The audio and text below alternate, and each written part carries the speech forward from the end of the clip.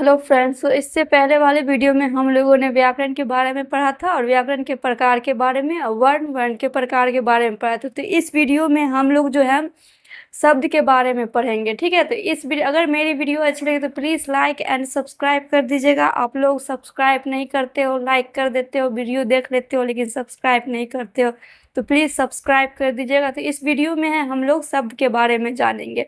तो सबसे पहले तो आप लोग बताइए कि शब्द कहते किसे हैं। एक बात मैं आपको बता देती हूँ कि शब्द जो है ना, आप बहुत तरीके से उसका परिभाषा बना सकते हैं, आप अपने तरीके से भी बना सकते हैं। और मैं जो हूँ सो अपने तरीके से शब्द को बनाई हो, एक लाइन का, जो आसानी से याद भी हो जाए, आसानी से समझ भी आ जाए आप सभी को। इसीलिए मैंने बहुत छोटा सा परिभाषा बनाया है। तो देखिए, तो चलते हैं शब्द पे। तो शब्द कहते किसे है, शब्द का परिभाषा। तो वर्णों या ध्वनि के सार्थक मेल को शब्द कहते हैं, ठीक है। वर्णों या ध्वनि के सार्थक मेल को शब्द कहते हैं। तो यहाँ तक क्लियर है। जैसे में आप क्या कह सकते हैं, नमक, कानून, परीक्षा। आप कहेंगे कि शब्द का उदाहरण नमक ही क्यों हुआ, तो नमक का जो है अर्थ होता है, ठीक है। कानून का भी अर्थ होता है, परीक्षा का भी अर्थ होता है। लेकिन जैसे में आप ये देख लीजिए, मैंने ये कत का तो कोई अर्थ नहीं होता है, तो ये कोई भी शब्द नहीं है। कत का अर्थ नहीं होता है। मनस, मनस, मनस का भी कोई अर्थ नहीं होता है, कत का भी कोई अर्थ नहीं होता है। अब आप चलते हैं रचस, रचस कोई अर्थ है नहीं है, तो ये भी शब्द नहीं होगा, ठीक है। तो अब चलते हैं शब्द के कितने आधार पे शब्द के प्रकार होते हैं। तो 3 आधार पे जो है शब्द के प्रकार होते हैं। एक होते हैं उत्पत्ति के आधार पे, दूसरा होता है रचना के आधार पे, तीसरा होता है रूपांतरण के आधार पे, ठीक है। मैं फिर से दोहरा रही हूँ, आप लोग ध्यान से सुनना। एक होता है उत्पत्ति के आधार पे, एक होता है रचना के आधार पे, इसे आप बनावट के आधार पे भी कह सकते हो। एक होता है रूपांतरण के आधार पे। तो सबसे पहले तो हम लोग जानेंगे उत्पत्ति के आधार पे शब्द होता है कितने प्रकार का। तो उत्पत्ति के आधार पे जो है शब्द जो होता है, उत्पत्ति के आधार पे जो है शब्द 4 प्रकार का होता है, ठीक है, 4।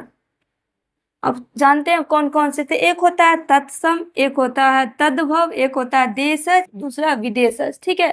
तो अब हम लोग जो है बारी बारी से तत्सम, तद्भव, देशज, विदेशज के बारे में जानेंगे, ठीक है। जैसे में सबसे पहले तो जानेंगे तत्सम के बारे में। तत्सम की परिभाषा क्या होगी, तो आप कह सकते होगी, कहा गया तत्सम। तत्सम आप कह सकते हो जो शब्द संस्कृत से बिना बदलाव किए हिंदी में चले आते हैं उसे तत्सम कहते हैं। समझ में आ रहा है ना। जो शब्द संस्कृत से बिना बदलाव किए हिंदी में चले आए उसे तत्सम कहेंगे। जैसे में आप ले लो रिक्त। ये जो रिक्त है ना, संस्कृत में भी रिक्त ऐसे ही लिखा जाता है और हिंदी में भी रिक्त ऐसे ही लिखा जाता है। आप जानते हैं जगत, जगत भी संस्कृत में ऐसे ही लिखा जाता है, हिंदी में भी। छात्र भी संस्कृत में ऐसे ही लिखा जाता है और हिंदी में भी। शलाका भी संस्कृत में ऐसा लिखा जाता है और हिंदी में भी, इसीलिए इसे तत्सम का उदाहरण माना गया, ठीक है। अब चलते हैं तद्भव पे। तद्भव किसे कहेंगे, वैसा शब्द जो संस्कृत और प्राकृत से विकृत होकर हिंदी में आते हैं उसे तद्भव कहते हैं। जैसे में आग, मोर, नौ इत्यादि कह सकते हैं।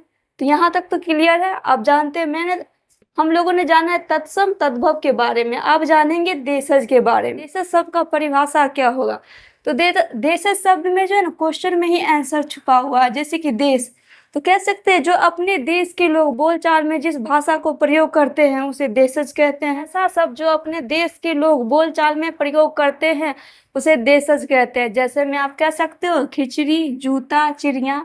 देखिए, खिचड़ी भी तो अपने देश के लोग खिचड़ी को क्या कहते हैं, खिचड़ी ही ना कहते हैं। जूता को भी जूता ही कहते हैं, चिड़िया को भी चिड़िया ही कहते हैं, ठीक है। तो ये भी क्लियर है। चलते हैं विदेशज पर। विदेशज शब्द का परिभाषा क्या होगा, तो जो विदेशी भाषा से हिंदी भाषा में आए शब्द को विदेशज कहते हैं। तो जैसे में क्या हो सकता है, अरबी भाषा से आए क्या, हैजा, कीमत, कायदा।